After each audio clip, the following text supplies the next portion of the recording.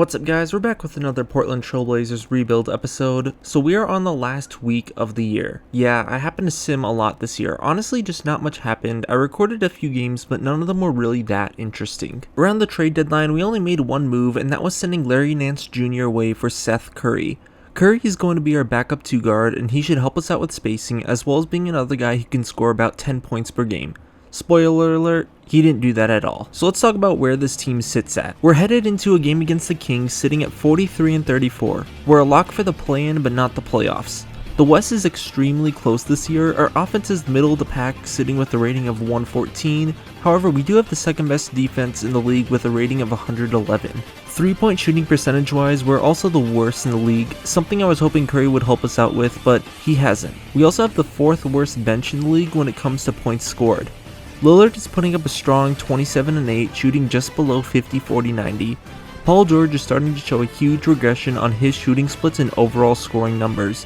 This is incredibly concerning given he is our number 2 guy. Grant is averaging 18-4-4, and his shooting is doing a little better from last season, so I'm glad to see that. Nurkic is doing just fine. Simons has shown some improvement, namely shooting 41% from 3, so that is great to see. I expected more from Curry, but he is down 12% from 3 last year, which is kind of a huge blow, but luckily we only gave up Larry Nance for him. Marcus Smart is about where I expect him, and he's actually been a more efficient 3-point shooter than Curry. Lastly, Nassir Little has not been developing in the way that I hoped he would have, especially since he is now getting consistent minutes, so that's kind of disappointing to see. So this year's been a bit of a roller coaster, but it's not over yet. Let's get into this crucial game against the Sacramento Kings. So we start off well, getting a good defensive stop, and then we're going to come back. Nurkic is going to get the ball, he lays it in, and then Lillard also comes back. He gets another layup, giving us a quick 4-0 lead. We get a Paul George and Jeremy Grant screen rolling, which is just one of my favorite combinations in the game. Honestly, not a lot of teams really have someone who can stop an athletic forward like Grant, and then someone who can play make like Green.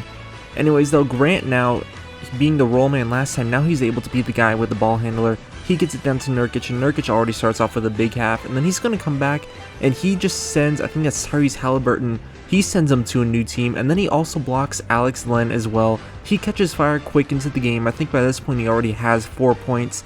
Try to get something with Smart, but that isn't really going, so we're going to get another Paul George, Jusuf Nurkic screen.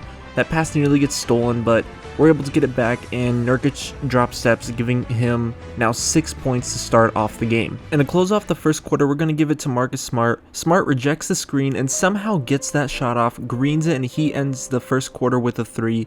Now we get the bench lineup in, and Hassan Whiteside's actually going to put some effort in on this play. He's going to get the and one, and believe it or not, we make the free throw. That gives us a 10-point lead, but it doesn't last for long.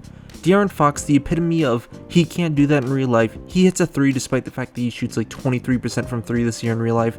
No matter for us though, as Nassir Little and Hassan Whiteside are able to come back, get another pick and roll, and now Anthony Simons is able to connect with Whiteside. There's just no answer for Whiteside right now. Now we're going to try and get a 3 going. Seth Curry, he hasn't really been doing it much all season, but here we're able to find him. Whiteside sets another really good screen.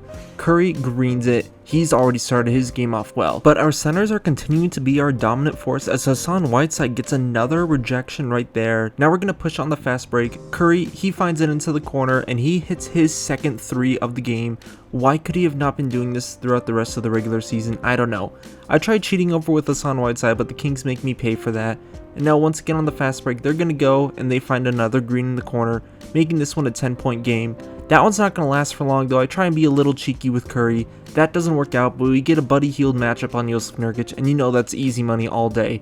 Once again, Jusuf Nurkic is now just bullying Alex Len down low. I think he has a gold drop stepper badge, making him one of the better post guys in the league. Nurkic is going to get a good contest on Fox with 10 seconds left. We're of course going to get it to our guy Lillard. Lillard dances with the ball a little bit, and he's able to throw around a dunk to end off the half. 6 minutes left in the third quarter, and we're still pulling this one out strong. Lillard is putting the team on his back. He knows we need to win this game. No energy, no problem as he reverses it there. And now Simons, he's able to get it, and we show off that 41% from 3 as he's able to hit another big 3. Some real big play from our bench guards. Of course, every game we have to get this power forward cut going. That's basically the Nazir little special. We're able to get that, and now Seth Curry, he makes a good cut. He's able to finish at the rim. That's like 8 points for him now. He's playing really well. Into the fourth quarter, we have a 14-point lead. We've been shutting out the Sacramento Kings, and Lillard is going to help expand that lead. He gets a tough finish, and now he's going to come back and he throws it down over the Kings. It's giving us a 16-point lead with only 5 minutes left. Nurkic down low is basically 2001 Shaquille O'Neal, as he has no issues getting the drop step on them. Up by 18 now with just 4 minutes left. Looks like they're able to get off a good shot there, and then they're going to be able to come back and get another one as well. Trying to mount some sort of late comeback, and then I don't know how 2K let them make that shot.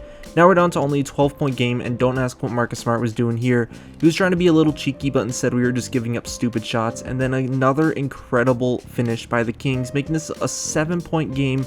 Check that, a 5-point game with only a minute left. We've been slipping in the fourth, but we're still up by 5 with only a minute left. Jeremy Grant's going to help extend that lead with a big dunk, but then Damian Lillard just sags off his man for no reason, giving up another open 3, which has just been the bane of our existence. But Lillard, he's going to come back and make it up for himself as he hits an incredible shot right over the Kings. This is going to be the one that actually ices the game for us. They're going to go in and try and foul us in the late end, but that just doesn't mean anything.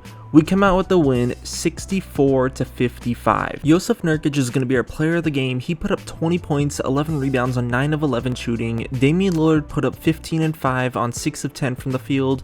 Seth Curry had an amazing game. He put up 8 points on 3 of 5 shooting. Whiteside put in 7 off the bench. That was all really good to see. We finish off the season. Of course, Giannis is going to win MVP because 2K only decides 2 MVPs. Kevin Porter Jr. is the 6th man of the year. Giannis again wins Defensive Player of the Year. Patrick Williams is your most improved player. Willie Green is your Coach of the Year, with Jacob Park being your Executive of the Year. Damian Lillard manages to take home All-NBA third team honors, and then Marcus Smart is going to make All-NBA defensive second team, so that's pretty good to see. Unfortunately, we didn't make the playoffs. We are into the play-in tournament. Looks like we're going to be matched up against John Morant and the Memphis Grizzlies. So the plan will be the next episode, and I will see you guys later.